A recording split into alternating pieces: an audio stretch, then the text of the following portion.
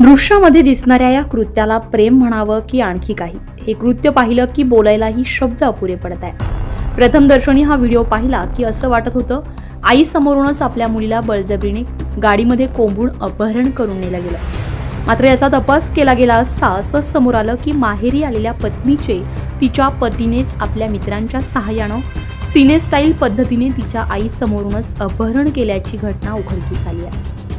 2 महिन्यांपूर्वी अर्थात जानेवारी महिन्यात या प्रेमयुगलांनी प्रेमविवाह केला। नवरा सतत मारहाण करतो म्हणून मुलगी माहेरी निघून आली होती।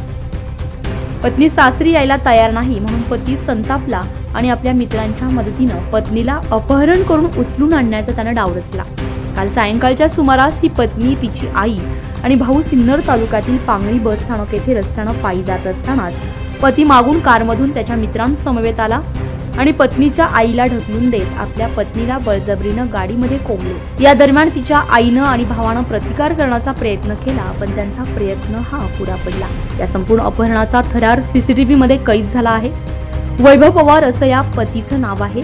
वैभवनं आपल्या पत्नीला संगमनेर येथे कारने नेत तेथे तिला उतरवून घेत आपल्या 3 मित्रांना कारसह माघारी पाठवून दिलं। त्यानंतर या पती पत्नीने बसने लोणी आणि नंतर शिर्डी येथे प्रवास केला। तिथून ते गावी परतत असताना वावी पोलिसांनी त्यांचं लोकेशन ट्रॅक करत शिर्डी येथून त्यांना ताब्यात घेतलं। त्यानंतर मुलीच्या फिर्यादीवरून नवऱ्याविरोधात अपहरणाचा गुन्हा दाखल झालाय।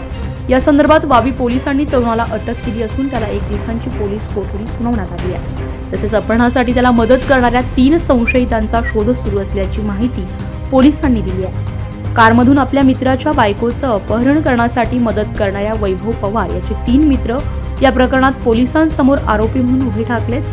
प्रेमविवाह झालेल्या या दोघांचा संसार सुरळीत चालावा म्हणून मदतीच्या भावनेने गेलेले ते 3 मित्र पोलिसांच्या लेखी अपहरणातील आरोपी झाले आहेत। पोलीस त्यांच्या मागावर असून मित्राला केलेली ही मदत त्यांना मात्र गुन्हेगारीचा डाग लावणारी ठरली। प्रेमविवाह केला, त्यानंतर पतीने मारहाण केली म्हणून पत्नी माहेरी निघून गेली।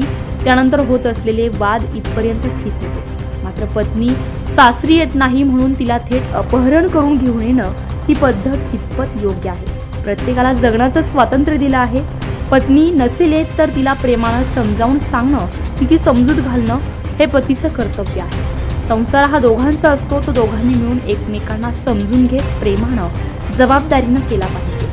प्रेमविवाह केला तर तो निभवण्यासाठी दोघांनीही प्रयत्न केले पाहिजे, परंतु वाद झाले म्हणून पत्नीने माहेरी निघून येणे आणि पत्नी येत नाही म्हणून तिचं थेट अपहरण करणे हे एक प्रकारे गुन्हेगारी प्रवृत्तीचंच लक्षण दिसून येत आहे। उत्तर महाराष्ट्र लाईव्हसाठी अश्विनी पुरी, नाशिक।